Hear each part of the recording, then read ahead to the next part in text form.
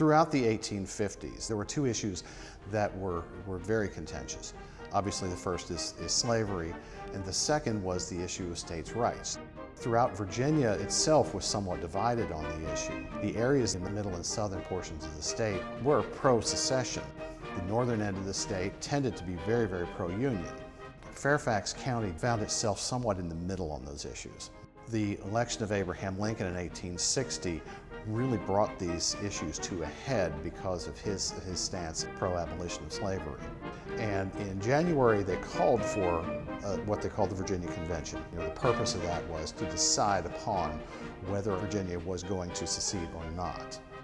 Of course, April 12th is a watershed event of that year, because that was the time that the state of South Carolina fired on Fort Sumter, which are considered the first shots fired in the Civil War. Virginia still had not decided on whether to secede or not.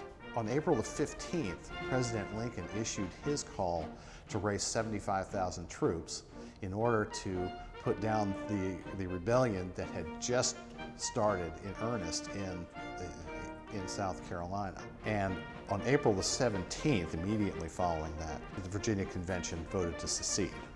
Previous to the Civil War, all elections were held openly, which means the voters had to present themselves at their polling place, and they had to declare openly whatever their vote was.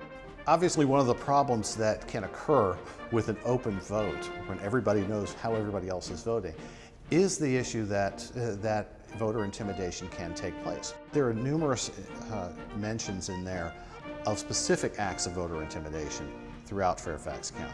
There are at least 2 precincts where it is clear from the voting rolls that survive, where names were written down as having voted against secession, where they are at the end of the day crossed out, and those names are added to the pro-secession side, with the notation that the votes had been changed at the request of the voters. At the end of the election, it was a clear 76% voted for the secession. The final vote gives us some of that analysis of what was going on. By the time the vote came around, it was a clear overwhelming majority for secession.